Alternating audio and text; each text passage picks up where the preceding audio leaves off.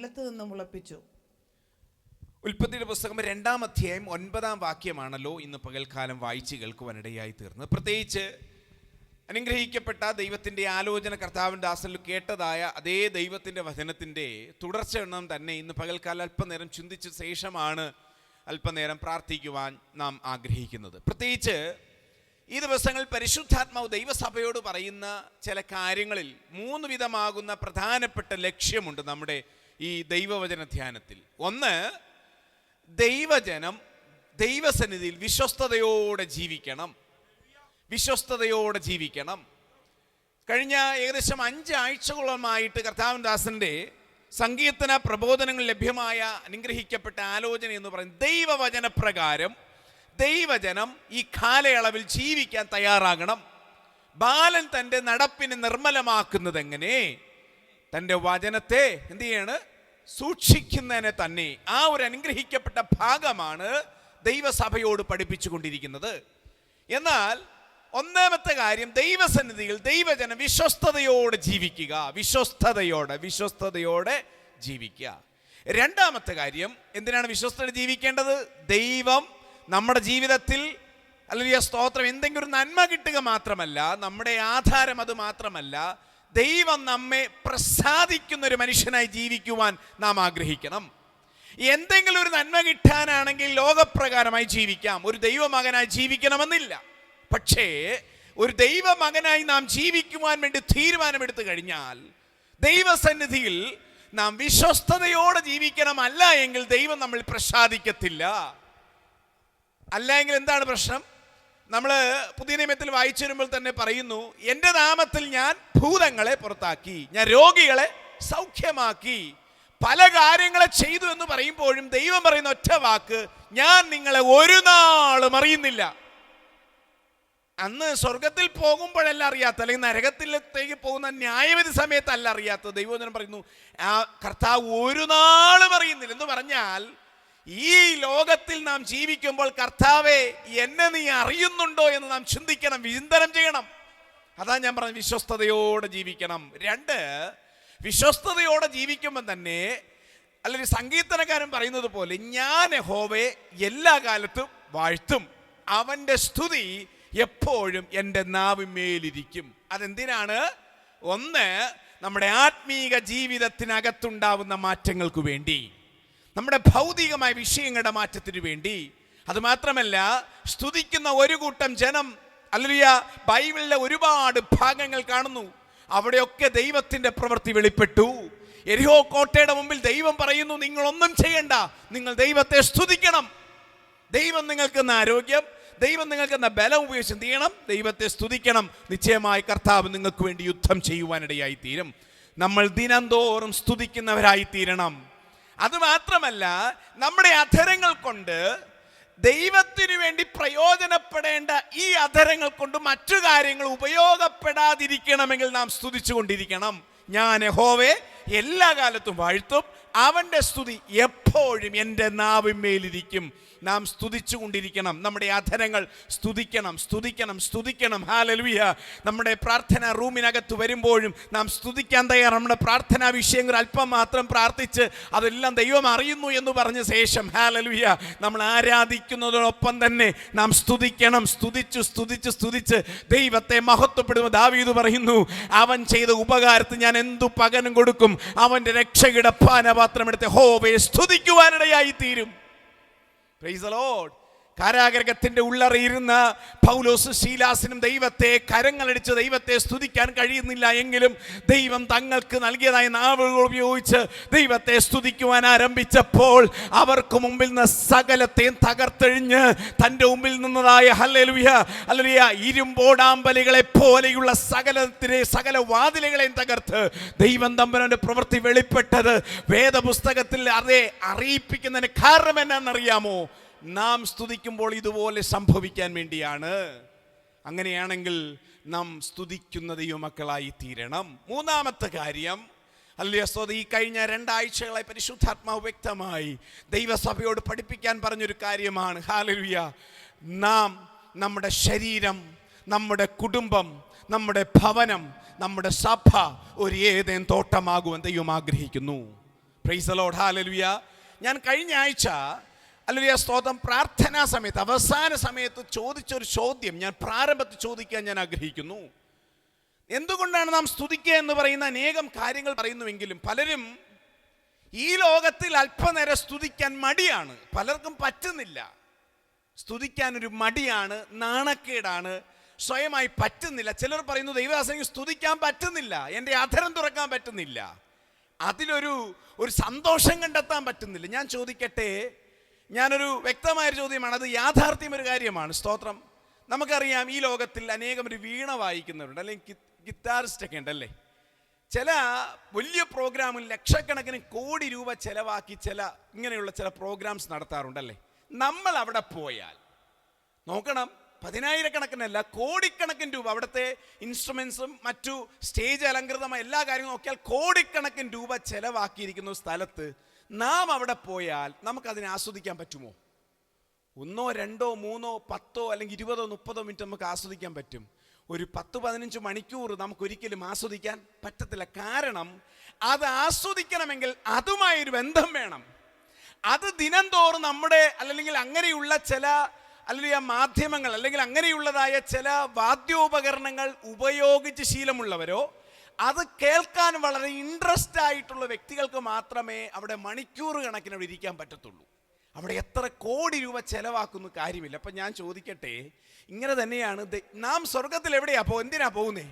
24 മണിക്കൂർ സ്തുതിക്കാനാ പോകുന്നത്. അപ്പം ഞാൻ ചോദിക്കട്ടെ, ഇവിടെ സ്തുതിക്കാൻ നിങ്ങൾക്ക് മടിയാണെങ്കിൽ അവിടെ പോയി നിങ്ങൾ ബോറടിക്കത്തില്ലേ?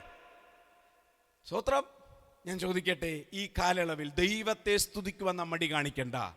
നാം ഇവിടെ വ്യക്തമായി നമ്മുടെ അധരങ്ങളെ തുറന്ന് ദിനം തോറും എല്ലാ സമയത്തും സ്തുതിക്കുവാൻ തയ്യാറായെങ്കിൽ മാത്രമേ നമ്മുടെ സ്വർഗീയ ജീവിതം പോലും കർത്താവിനോട് ആസ്വദിക്കാൻ പറ്റത്തുള്ളൂ. സ്തോത്രം. ഒരു ദുരുപദേശമായിട്ടൊന്നും ചിന്തിക്കേണ്ട, ഇത് യാഥാർത്ഥ്യമായ ഒരു കാര്യമാണ്. ഹല്ലേലൂയ. ഇനി ചിലർ പറയാറുണ്ട് ഇവിടത്തെ സ്തുതി വേറെ അവിടുത്തെ സ്തുതി വേറെ. അതൊന്നും അല്ല കേട്ടോ.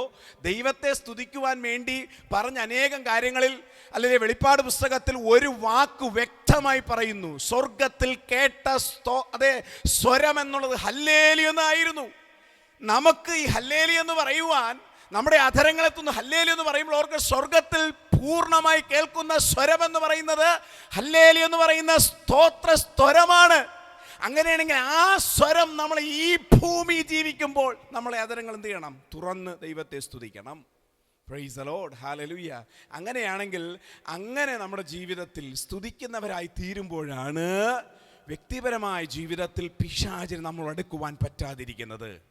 ദൈവവചനം കയ്യിനോട് ദൈവത്തിൻ്റെ ആത്മാവ് ദൈവവചനം വ്യക്തമായി പറയുന്നു, കയ്യിനെ പാപം നിന്റെ വാതിക്കൽ കിടക്കുന്നു, അതിൻ്റെ ആഗ്രഹം നിന്നോടാകുന്നു. ഇങ്ങനെ അല്ലെങ്കിൽ അനേകം ആഗ്രഹങ്ങളും അനേകം മോഹങ്ങളും അനേകം ശാപങ്ങളും അനേകം മന്ത്രവാദങ്ങളും അനേകം എതിർപ്രാർത്ഥനകളും നിങ്ങൾക്ക് മുമ്പാകെ ആഗ്രഹത്തോടെ നിന്നെ വിഴുങ്ങുവാൻ വേണ്ടി കാത്തിരിക്കുമ്പോൾ ഇന്ന് പകൽക്കാലം നമ്മൾ അധരങ്ങളെത്ത് സ്തുതിക്കുമ്പോൾ തന്നെ ദൈവത്തിൻ്റെതായ ശബ്ദം അത് ഹല്ലേലൂയ ഒരു ഭൂകമ്പം പോലെ പലർക്കും അത് വെളിപ്പെടുവാനിടയായി തീരും. ഹല്ലേലൂയ. അങ്ങനെ ദൈവസന്നിധിയിൽ ഒരു ഏദേൻ തോട്ടമാകുവാൻ നമ്മുടേതായ വ്യക്തിപരമായ ജീവിതങ്ങളൊക്കെ ആകുവാൻ ആഗ്രഹിക്കുന്നു. നമ്മൾ കഴിഞ്ഞ ദിവസം അനേകം കാര്യങ്ങളെ പഠിച്ചു. എന്നാൽ ഇന്ന് പകൽക്കാലം വായിച്ചു കേട്ട വേദഭാഗത്തിലേക്ക് വരുമ്പോൾ ഒരു ഏദേൻ തോട്ടമായി നമ്മുടെ ജീവിതം ആദ്യം എന്താണ്? നമ്മുടെ ജീവിതം ആയിത്തീരണം. നമ്മുടെ ജീവിതം എന്ന് പറഞ്ഞാൽ എൻ്റെ ശരീരം, എൻ്റെ ആത്മീയ ജീവിതം, ഇത് രണ്ടും കർത്താവിൻ്റെ സന്നിധിയിൽ ഏദേൻ തോട്ടമാകണം. 2, നമ്മുടെ കുടുംബം, ദൈവം നമുക്ക് തലമുറകൾ, നമ്മുടെ അല്ലെങ്കിൽ കുഞ്ഞുങ്ങൾ, ഇതൊക്കെ എന്ത് ചെയ്യണം? അവർ കൂടുമ്പോൾ ഒരു ഏദേൻ തോട്ടമായി വെളിപ്പെടണം. 3-ാമത്തെ കാര്യം, നമ്മുടെ ഭവനം ഒരു ഏദേൻ തോട്ടമാകണം. 4, നമ്മുടേതായ ഹല്ലേലൂയ സഭ ഒരു ഏദേൻ തോട്ടമാകണം. ഈ ഒരു ഏദേൻ തോട്ടമാകാൻ വേണ്ടി ആ ഏദേൻ തോട്ടത്തിൽ എന്തൊക്കെ വേണം അല്ലെങ്കിൽ ഉണ്ടായിരിക്കും എന്നുള്ളതാണ് കഴിഞ്ഞ ആഴ്ച നമ്മൾ പഠിച്ചു വന്നത്. അതിൽ 1-ാമത്തെ കാര്യം പറഞ്ഞൊരു കാര്യം, അതിൽ ഏകദേശം 6 കൂട്ടം കാര്യങ്ങൾ ഒരു ഏദേൻ തോട്ടത്തിൽ ദൈവം നട്ടുണ്ടാക്കിയതായ ഏദേൻ തോട്ടത്തിൽ ഉണ്ടായിരുന്നു. ശ്രദ്ധയോടെ കേൾക്കണം. ഈ ഏദേൻ നമ്മുടെ മനുഷ്യ ജീവിതം എന്ന് പറയുന്നത് 3 അനുഭവമായിരുന്നു. 3 അനുഭവം ആത്മീയമായി ചിന്തിച്ചാൽ, 1, ഏദേൻ തോട്ടത്തിൽ ആദാമിന് ഹൗവയ്ക്കും കൊടുത്ത ഒരു ജീവിതം. ആ ജീവിതത്തിൻ്റെ പ്രത്യേകത എന്നറിയാമോ? അവിടെ മരണമില്ല, അവിടെ നിത്യതയുമായിട്ട് ജീവിക്കാം എന്നുള്ള അനുഭവമായിരുന്നു. എന്നാൽ രണ്ടാമത്തെ ഒരു കാലഘട്ടം ഉണ്ടായിരുന്നു. ആദാമിനെ ഹൗവയെ അവിടെ നിന്ന് പുറത്താക്കിയിട്ട് മനുഷ്യരിടയിൽ 1000ഓളം വർഷങ്ങൾ ജീവിക്കുവാൻ ദൈവം കൊടുത്ത അനുവാദമുള്ള ചിലൊരു ജീവിതമുണ്ടായിരുന്നു.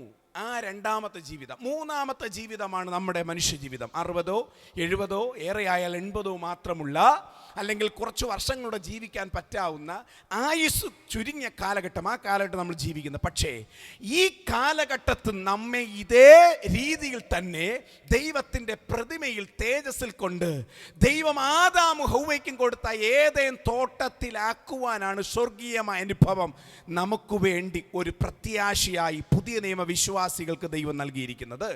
അങ്ങനെയാണെങ്കിൽ ആ ഏദേൻ തോട്ടത്തിൽ ഉണ്ടാകുവാൻ സാധ്യതയുള്ള കാര്യങ്ങളാണ് നമ്മൾ പഠിച്ചു വന്നത്. ഒന്ന്, കാണാൻ ഭംഗിയുള്ളതും അല്ലെങ്കിൽ സ്തോത്രം തിന്മാൻ യോഗ്യമായിട്ടുള്ള ഫലം ആ ഏദേൻ തോട്ടത്തിനകത്തുണ്ടായിരിക്കണം. നമ്മുടെ വ്യക്തിപരമായ എല്ലാ മേഖലകളിലും ഉണ്ടായിരിക്കണം. അല്ലെങ്കിൽ സ്തോത്രം അതിൽ ആ ഒരൊറ്റ വചനത്തിൽ നിന്നാണ് പഠിച്ചത്. അതിൽ ഒന്നാമത്തെ ഭാഗം എന്ന് പറയുന്നത്, ദൈവം നട്ടുണ്ടാക്കിയ ഏദേൻ തോട്ടത്തിനകത്ത് ഇങ്ങനെയുള്ള ഫലങ്ങളുള്ള വൃക്ഷങ്ങൾ ഉണ്ട്. സ്തോത്രം ഹല്ലേലൂയ. അനുഗ്രഹിക്കപ്പെട്ട ഒരു മനോഹരമായിട്ടുള്ള ദൈവത്താൽ അനുഗ്രഹിക്കപ്പെട്ട ഫലമുളവാകുന്ന ഒരു അനുഗ്രഹിക്കപ്പെട്ട മനസാക്ഷിയോടുകൂടെ അനുഗ്രഹിക്കപ്പെട്ട ഹൃദയത്തോടുകൂടെയാണ് ദൈവജനത്തെ ഏദേൻ തോട്ടത്തിൻ്റെ അനുഭവത്തിലേക്ക് ദൈവം നയിക്കപ്പെടുന്നത്. എന്നാൽ അവിടെ നിൽക്കുമ്പോൾ ആദാമിനോട് ഹൗവയും ഏൽപ്പിച്ചൊരു കാര്യമുണ്ട്. ഈ തോട്ടത്തെ നീ എന്ത് ചെയ്യണം? കാക്കണം. എന്നിട്ട് എന്ത് ചെയ്യണം? പരിപാലിക്കണം. അടുത്ത് വേല ചെയ്യണം. എന്തിനാ വേല ചെയ്യുന്നത്? പുതിയ ജനറേഷൻ ഉണ്ടാകുവാൻ. മനസ്സിലായോ? ദൈവം നട്ടുണ്ടാക്കിയതായ ഏദേൻ തോട്ടത്തിൽ ദൈവം കൽപ്പിച്ച് അനുഗ്രഹിക്കപ്പെട്ട മനോഹരമായ വൃക്ഷങ്ങളുള്ളപ്പോൾ തന്നെ ദൈവം മനുഷ്യനെ ഏൽപ്പിച്ച ദൗത്യം എന്ന് പറയുന്നത് അതിനെന്ത് ചെയ്യണം? പരിപാലിക്കണം, കാക്കണം. അതുമാത്രമല്ല, പുതിയ ജനറേഷൻ ഉണ്ടാകാൻ നിങ്ങൾ അതിൽ അധ്വാനിക്കണം. അങ്ങനെയാണെങ്കിൽ ആ അധ്വാനിക്കണം എന്ന് പറയുന്ന ഭാഗത്തിന് എങ്ങനെ നമുക്ക് അധ്വാനിക്കാം? ഒരു കർഷകനിലേക്ക് നമ്മൾ തിരിഞ്ഞു നോക്കിയാൽ, ഒന്ന്, കഴിഞ്ഞ ആഴ്ച പഠിച്ചു, ഒരു അനുഗ്രഹിക്കപ്പെട്ട ഒരു നിലമായിരിക്കണം ആ ഏദേൻ തോട്ടം എന്ന് പറയുന്നത്. ദൈവം നട്ടുണ്ടാക്കിയ, ദൈവം ആക്കി വെച്ച നിലം എന്ന് പറയുന്നത്, ദൈവം നമ്മൾ സൃഷ്ടിച്ച ഹൃദയം എന്ന് പറയുന്നത് നല്ല ആത്മീക ജീവിതത്തിലുള്ള ഫലമുളവാകുവാൻ യോഗ്യമായിട്ടുള്ള ഹൃദയമാണ്. എന്നാൽ ആ ഹൃദയം നിന്നാൽ മാത്രം പോരാ, അതിനെ പരിപാലിക്കുവാനും അതിനെ നമ്മൾ എന്ത് ചെയ്യണം? യാക്കോബ് അപ്പോസ്തലൻ പറയുന്നത്, നമ്മൾ എന്ത് ചെയ്യണം? ആത്മീകത്തിൽ സ്ഥിരതയുള്ളവരായിരിക്കണം, നിലനിൽക്കുന്നവരായിരിക്കണം. അതിനെന്ത് ചെയ്യണം? നാം പരിപാലിക്കണം. നാം അതിനെന്ത് ചെയ്യണം? അതിനെ കാക്കുവാനും വേല ചെയ്യണം, അധ്വാനിക്കണം. അപ്പോൾ ഒന്ന്, അനുഗ്രഹിക്കപ്പെട്ട ഒരു നിലം വേണം. അത് നമ്മൾ കഴിഞ്ഞ ആഴ്ച പഠിച്ചു. 2, ഒരു നിലം മാത്രം പോരാ, പുതിയ ജനറേഷൻ ഉണ്ടാകുവാൻ ചില വിത്തുകൾ എന്ത് ചെയ്യണം? പാകണം. അപ്പോൾ ആ വിത്തിനെ പറ്റിയാണ് പഠിച്ചത്. ഒന്ന്, ഏതൊക്കെ വിത്തുകൾ നമ്മുടെ ഹൃദയങ്ങളിൽ അത് ഒരിക്കലും വളരാൻ പാടില്ല എന്നുള്ളത് നമ്മൾ പഠിക്കുവാനിടയായി തീർന്നു. നമ്മളത് പറഞ്ഞത് ജഡത്തിൻ്റെ ഫലങ്ങളാണ്. ജഡത്തിൻ്റെ ഫലങ്ങൾ നമ്മുടെ മേലോ നമ്മുടെ കുടുംബങ്ങളുടെ മേലോ കുഞ്ഞുങ്ങളുടെ മുമ്പിലോ നമ്മൾ ഒരിക്കലും അത് വളർത്തരുത്. അതത് കാലങ്ങൾ കഴിയുമ്പോൾ ആ കുഞ്ഞുങ്ങളുടെ മേൽ വലിയ 1000കണക്കിന് മടങ്ങിനുള്ള അതൊരു തിന്മ ഫലമായി വെളിപ്പെടുവാനിടയായി തീരും. നമുക്കറിയാം, ഒരു ചക്കക്കുരു ഇട്ടിട്ട് ഒരു കർഷകൻ ഒരു തോട്ടത്തിനകത്തിട്ട ശേഷം ഒരിക്കലും അതൊരു ഒരു മാവിന് വേണ്ടി താൻ ഒരു മാങ്ങയുടെ അനുഭവത്തിന് വേണ്ടി കാത്തിരിക്കാൻ പറ്റത്തില്ല. കാരണം എന്താണോ നടുന്നത്, എന്താണോ വിതയ്ക്കുന്നത്, അത് തന്നെ കൊയ്യുവാനിടയായി തീരും. അങ്ങനെയാണെങ്കിൽ പറഞ്ഞു വന്നൊരു ഭാഗം എന്ന് പറയുന്നത്, നമ്മുടെ വ്യക്തിപരമായ ചിന്തയ്ക്കകത്ത്, നമ്മുടെ കുടുംബ ജീവിതത്തിനകത്ത്, നമ്മുടെ ഭവനത്തിനകത്ത്, നമ്മുടെ സഭയ്ക്കകത്ത് തലമുറകൾക്ക് കാണുമ്പോൾ അവരുടെ മുൻപിൽ ഏറ്റവും നല്ല മാന്യമായിട്ടുള്ളതും ആത്മീക ഫലങ്ങൾ ഉളവാക്കുന്നതുമായ ചില വിത്തുകൾ പാകുവാൻ ദൈവമക്കൾ തയ്യാറാകണം. Price the Lord. കാലങ്ങൾ കഴിയുമ്പോൾ എൻ്റെ കുഞ്ഞുങ്ങൾ അന്യപ്പെട്ടുപോയി, എൻ്റെ തലമുറകൾ നഷ്ടപ്പെട്ടു പോയി എന്ന് കരഞ്ഞ് നിലവിളിച്ചു വരുമ്പോൾ ഓർക്കണം, ഒരു കാലഘട്ടത്തിൽ സഭയ്ക്കകത്ത് അടിവെച്ചതും ദൈവഹിതമല്ല സംസാരിച്ചതും മറ്റുള്ളവരെ പറ്റിയുള്ള കാര്യങ്ങൾ സംസാരിച്ചതൊക്കെ കേൾക്കുന്ന ഈ കുഞ്ഞുങ്ങളുണ്ട്. ഈ കുഞ്ഞുങ്ങളുടെ മനസ്സിനകത്ത് ആവശ്യമില്ലാത്ത വിത്തുകൾ പാകരുത്.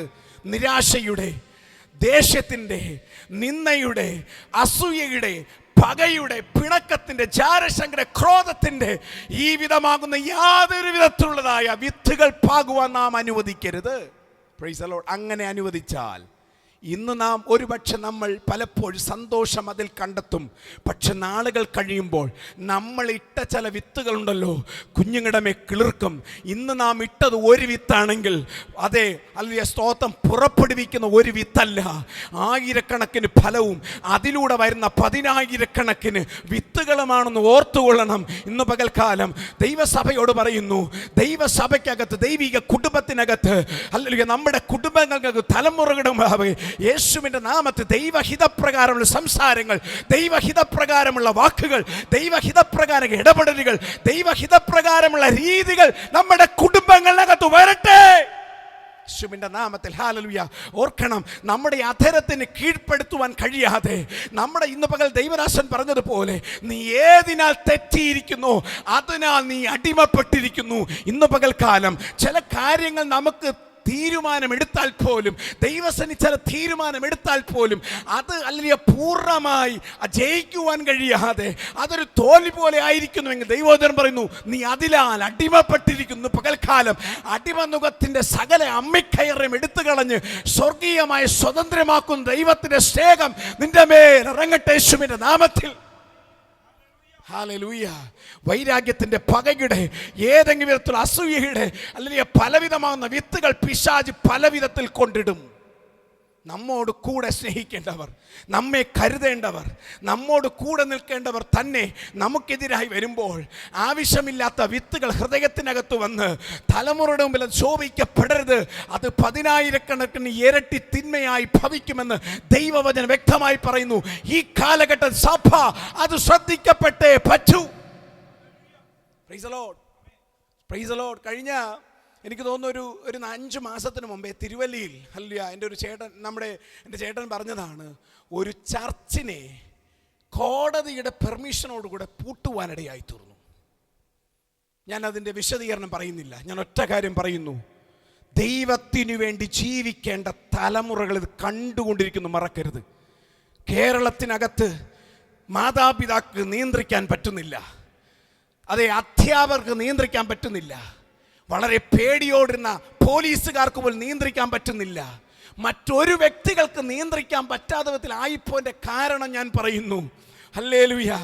ദൈവസഭകളിൽ ദൈവത്തിൻ്റെ ഒരു ഏതേൻ തോട്ടമായി വെളിപ്പെടേണ്ട ദൈവമക്കൾ യേശുവിൻ്റെ നാമത്തിൽ പുറത്തു വരണം. യേശുവിൻ്റെ നാമത്തെ അല്ലാത്തുള്ള ഒരു വിത്തുകൾ എന്ത് ചെയ്യാൻ പാടില്ല, പാകപ്പെടാൻ വേണ്ടി പാടില്ല. ഇനി അടുത്ത് ഹല്ലേലൂയ സ്തോത്രം, ഹല്ലേലൂയ സ്തോത്രം, ആ തോട്ടത്തിനകത്ത്, ആ നല്ല നിലത്തിനകത്ത് ഏതു വിധത്തിലുള്ള വിത്തുകൾ പാകണം. നമ്മൾ സാധാരണയായി ഒരുപാട് കാര്യങ്ങൾ നമ്മൾ കേട്ടിട്ടുള്ളത് മനസ്സിലാക്കി. എന്നാലും ദൈവത്തിൻ്റെ പരിശുദ്ധാത്മ ഈ ദിവസം സഭയോടുള്ള ബന്ധത്തിൽ ഏത് വിധത്തിലായിരിക്കണമെന്ന് ദൈവാത്മ നൽകിയ ആലോചന പ്രകാരം അല്പനേരം ചിന്തിക്കുവാൻ ഞാൻ ആഗ്രഹിക്കുന്നു. നമുക്കറിയാം, എഫെസ്യ ലേഖനത്തിൽ നമ്മൾ കഴിഞ്ഞ ആഴ്ച വായിച്ചു കേട്ട വേദഭാഗത്തിൻ്റെ ബാക്കി, എഫെസ്യ ലേഖനം 5-ാം അധ്യായം അതിൻ്റെ 19-ാം വാക്യത്തിലേക്ക് നമ്മൾ കടന്നു വരാം. എഫെസ്യ ലേഖനം, എഫെഷ്യൻസ് ചാപ്റ്റർ 5 വേഴ്സ് 19. അതിനകത്ത് നമുക്കറിയാം, വായിക്കാം.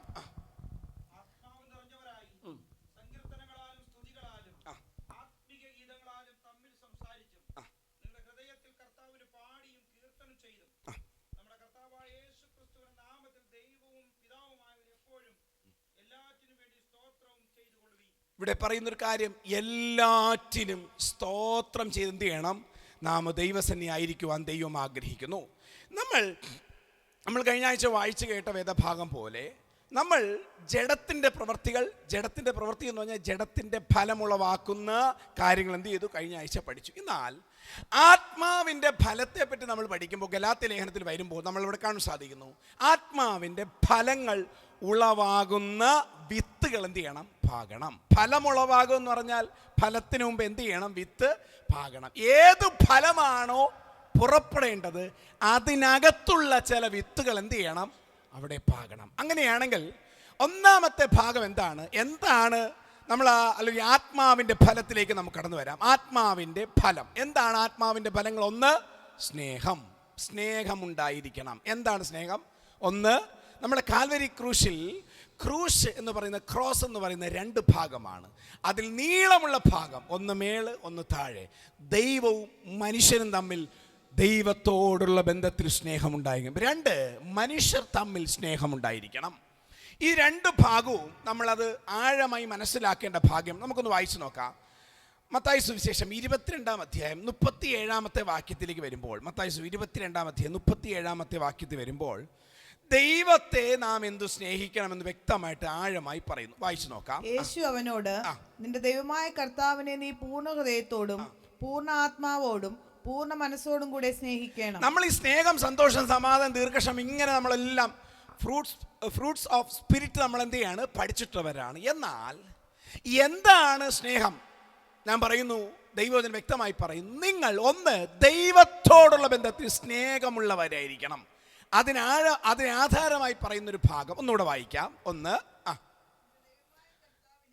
നാം ദൈവത്തെ എങ്ങനെ സ്നേഹിക്കണം? നിന്റെ ദൈവമായ ദൈവത്തെ നീ പൂർണ്ണ ഹൃദയത്തോടും പൂർണ്ണ ആത്മാവോടും പൂർണ്ണ മനസ്സോടും കൂടെ സ്നേഹിക്കണം. പൂർണ്ണ മനസ്സോടും കൂടെ ജീവിക്കണം. ഹല്ലേലൂയ, സ്നേഹിക്കണം. അപ്പോൾ ഓർക്കണം, ഈ 3 കാര്യങ്ങൾ വളരെ പ്രാധാന്യമാണ്. ദൈവത്തെ സ്നേഹിക്കുന്നു എന്ന് പറയുമ്പോൾ തന്നെ മനുഷ്യനെ പോലെ സ്നേഹിക്കുന്നവരായി തീരരുത്. ഈ ലോകപ്രകാരമുള്ള സ്നേഹം പോലെയല്ല ദൈവത്തോടുള്ള സ്നേഹം. പൂർണ്ണ മനസ്സോടെ, പൂർണ്ണ ആത്മാവോടുകൂടെ, പൂർണ്ണ ഹൃദയത്തോടുകൂടെ നാം ദൈവത്തെ സ്നേഹിക്കണം. നമുക്ക് പറയാൻ പറ്റുമോ? നമ്മൾ വ്യക്തിപരമായി ഒറ്റയ്ക്കിരുന്നിട്ട് നമുക്കൊന്ന് പറയാൻ പറ്റും, അപ്പാ ഞാൻ നിന്നെ സ്നേഹിക്കുന്നു എന്ന് എത്ര പേര് പറഞ്ഞിട്ടുണ്ട്?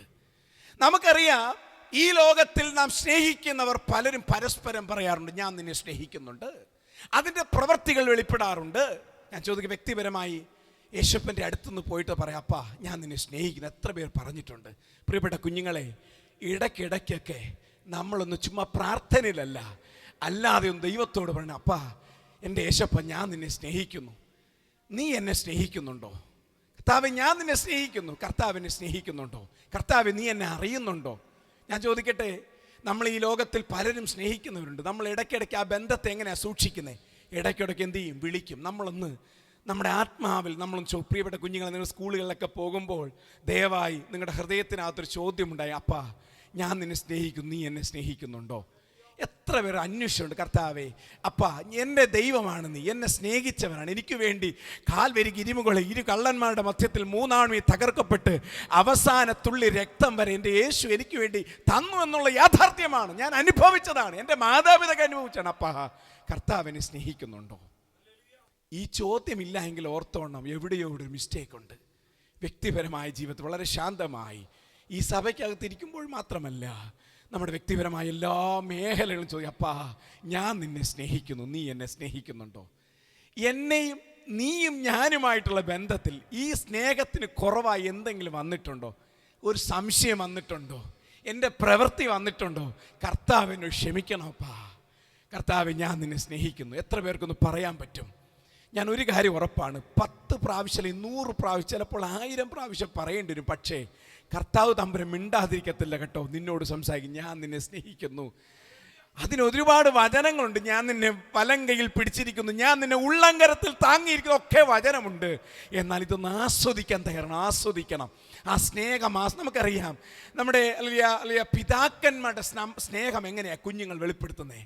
നമ്മൾ കെട്ടിപ്പിടിച്ചൊരു ഉമ്മ കൊടുത്ത് സ്നേഹിക്കുന്ന ആ സ്നേഹബന്ധം പ്രകടിപ്പിക്കുന്നത് പോലെ എൻ്റെ യേശപ്പനോടുള്ള സ്നേഹം നമ്മൾ പ്രകടിപ്പിക്കും. എങ്ങനെയാ? ഒന്ന്, അല്ലെങ്കിൽ വ്യക്തിപരമായി എങ്ങനെ സ്നേഹിക്കാൻ കഴിയും? ഇവിടെ പറയുന്നു, നീ പൂർണ്ണ ഹൃദയത്തോടെ, പൂർണ്ണ ആത്മാവോടുകൂടെ, പൂർണ്ണ മനസ്സോടുകൂടെ യേശുവിനെ സ്നേഹിക്കണം. നമുക്ക് ഒരുപാട് ഈ ലോകത്തിൽ കാര്യങ്ങൾ സംഭവിക്കും, അല്ല, അതിലൊന്നും എന്ത് ചെയ്യാൻ പാടില്ല, ഈ സ്നേഹത്തെ നമ്മെ തകർക്കാൻ പാടില്ല. ഒരു വാക്യം കൂടെ നമുക്ക് ചേർന്ന് വായിക്കാം. റോമാലേഖനം 8-ാം അധ്യായം 35-ാം വാക്യം ഒന്ന് വായിച്ചു നോക്കിക്കേ. റോമാലേഖനം 8-ാം അധ്യായം 35-ാം വാക്യം കൂടെ ചേർത്ത് പറഞ്ഞാലേ ഈ ദൈവവുമായുള്ള സ്നേഹബന്ധത്തെ തിരിച്ചറിയാൻ പറ്റത്തുള്ളൂ. ക്രിസ്തുവിൻ്റെ സ്നേഹത്തിൽ നമ്മെ വേർപിരിക്കുന്നത്. ഇടയ്ക്കൊക്കെ ഞാൻ പറഞ്ഞില്ലേ, നമ്മൾ വ്യക്തിപരമായ ജീവിതത്തിൽ നാം യേശപ്പനോട് പറയണം, അപ്പാ ഞാൻ നിന്നെ സ്നേഹിക്കുന്നു പറയുമ്പോൾ ഇതൊക്കെ സൂക്ഷിച്ചു കൊള്ളണം. എന്നെ വ്യക്തിപരം ഇവിടെ പൗലോസ് അപ്പോസ്തലൻ പറയുകയാണ്, റോമർക്ക് ലേഖനത്തിൽ പറയുകയാണ്, എന്നെ ക്രിസ്തുവിൻ്റെ സ്നേഹത്തിൽ നിന്ന് വേർപിടിക്കുവാൻ കഴിയുന്നത് എന്താണ്?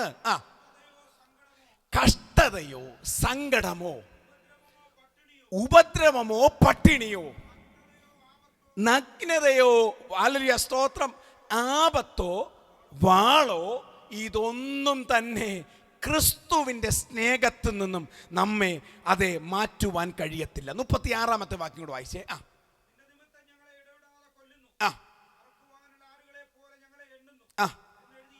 എന്നെഴുതി. അടുത്ത വാക്യം കൂടെ, നാമോ നമ്മെ സ്നേഹിച്ചവൻ മുഖാന്തരം ഇതിലൊക്കെ എന്ത് ചെയ്യാണ്?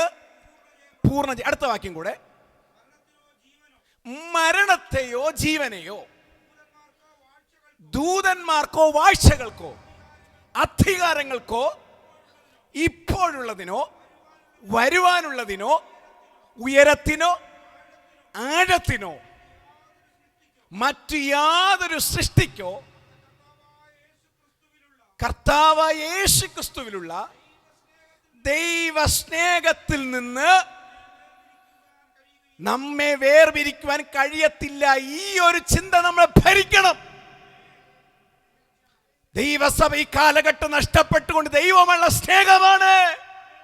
ഇവിടെ പറയുന്നു ദൂതന്മാർക്ക് പോലും എന്ന് പറയുന്നതുവാ, നമ്മെ സംരക്ഷിക്കുവാൻ ദൈവമാക്കി വച്ച ദൂതന് പോലും നമ്മെ തൊടുവാൻ പറ്റത്തില്ല. എന്റെ അർത്ഥം എന്നാ? ഈ ദൂതന്മാരുടെ സാന്നിധ്യം നാം അനുഭവിച്ചില്ലേലും കർത്താവുമുള്ള സ്നേഹം നഷ്ടപ്പെടത്തില്ല. ഒരു സൃഷ്ടി എന്ന് പറഞ്ഞ ഒരു മനുഷ്യന് പോലും ആ സ്നേഹത്തൊന്നും അടർത്തി മാറ്റാൻ പറ്റത്തില്ല. ഇന്ന് പകൽക്കാലം വ്യക്തിപരമായ ജീവിതത്തിൽ നമുക്കൊന്ന് പറയാൻ പറ്റും, അപ്പാ എൻ്റെ ജീവിതത്തിൽ ഈ ലോകത്തിലുള്ള ഒരു മനുഷ്യൻ്റെ വാക്കിനു മുമ്പിലോ ഒരു നിരാശയുണ്ടാക്കുന്ന വാക്കുകൾ നിമിത്തമോ കഷ്ടതയായിക്കൊള്ളട്ടെ, അത് നിന്ദയായിക്കൊള്ളട്ടെ, മരണങ്ങൾ കടന്നു വന്നാലും ദൂതതുല്യമായിട്ടുള്ള അനുഭവങ്ങൾ നമ്മുടെ ജീവിതത്തിനകത്ത് കടന്നു വന്നാലും ഇതൊന്നും തന്നെ എൻ്റെ അപ്പനുമായിട്ടുള്ള സ്നേഹം എന്നിൽ നിന്ന് നഷ്ടപ്പെട്ടു പോകാൻ അനുവദിക്കത്തില്ല എന്ന് നമ്മളിത് വായിച്ചു വിടുക മാത്രമല്ല, ഹൃദയത്തിനകത്ത് തീരുമാനം വരട്ടെ. അപ്പാ എൻ്റെ വായിൽ നിന്ന് വരുന്ന ഒരു വാക്ക് നിമിത്തമായിക്കൊള്ളട്ടെ, എൻ്റെ ചിന്തയിൽ നിന്ന് വരുന്ന ചിന്തയായിക്കൊള്ളട്ടെ, ഈ ലോകത്തിലുള്ള ഏത് വിഷയകരമായ അനുഭവമായിക്കൊള്ളട്ടെ, അപ്പാ ഏത് തോൽവികൾ എൻ്റെ ജീവിതത്തിൽ കടന്നു വന്നാലും എൻ്റെ അപ്പനുമായിട്ടുള്ള സ്നേഹത്തിൽ നിന്നും അടർത്തി മാറ്റുവാൻ ഈ ലോകത്തിലെ ഒന്നിനും സത്യമല്ല. ഓ ഹല്ലേലൂയ. ഒരു ഉറച്ച തീരുമാനം. എന്തിനാണെന്നറിയാമോ? നീ ഒരു വിശ്വാസിയായിരിക്കുവാനല്ല, എൻ്റെ അപ്പൻ്റെ മകനായിരിക്കുവാൻ ആഗ്രഹമാണെങ്കിൽ ഈ ലോകത്തിൽ വിശ്വാസിയുടെ പട്ടികയിലും വിശ്വാസികളുടെ ചർച്ചിനകത്തുള്ള പേര് വച്ച് നിൽക്കും. പക്ഷെ ദൈവവുമായിട്ടുള്ള ബന്ധത്തിൽ വ്യക്തിപരമായി നമുക്കൊരു സ്നേഹമുണ്ടായിരിക്കണം. നമുക്ക് പറയാൻ പറ്റും, അപ്പാ ഞാൻ നിന്നെ സ്നേഹിക്കുന്നു. വ്യക്തിപരമായ ഈ ഒരു ആരാധന കഴിഞ്ഞ് പുറത്തു പോകുമ്പോഴും ഈ മെസ്സേജ് കഴിഞ്ഞ് നിങ്ങൾ പുറത്തു പോകുമ്പോഴും നിങ്ങളുടെ അധരങ്ങൾ ഉപയോഗിക്കുന്ന ഓരോ വാക്കുകൾ, കർത്താവേ ഈ അധരത്തിൽ വരുന്ന വാക്ക് നിമിത്തം എവിടെയെങ്കിലും സ്നേഹം നഷ്ടപ്പെട്ടു പോകുന്നുണ്ടോ ചിന്തിക്കണം. Price the Lord. ഇതൊന്നും നമ്മെ ദൈവ സ്നേഹത്തിൽ നിന്നും അടർത്തി മാറ്റാൻ പറ്റത്തില്ല. Hallelujah hallelujah. ശദ്രക്ക്, മേശക്ക്, അബേദ്നെഗോ വ്യക്തമായ ഒരു ദർശനം പ്രാപിച്ച ദൈവമക്കളായിരുന്നു. ഓർക്കണം, ആ ദർശനം എന്നാണെന്നറിയാമോ? കർത്താവ് എന്നെ ഈ എരിയുന്ന തീച്ചുളയെ വിടുവിക്കുമെന്നുള്ള ദർശനത്തെക്കാൾ അതിനപ്പുറം ദൈവവുമായിട്ടുള്ള സ്നേഹം നഷ്ടപ്പെടരുതെന്നുള്ള തീരുമാനമായിരുന്നു. മനസ്സിലായോ? ഹല്ലേലൂയ. എന്നെ ഈ എരിയുന്ന തീച്ചുളയിൽ നിന്നും എൻ്റെ കർത്താവിന് ഞങ്ങളെ വിടുവിക്കാൻ കഴിയും. പക്ഷെ അത് വിടുവിക്കുകയില്ലയോ എൻ്റെ വിഷയമല്ല. പക്ഷെ എന്നാലും എൻ്റെ കർത്താവിനെ വിട്ട് വിട്ടൊരു ആരാധന ഞങ്ങൾക്കില്ല.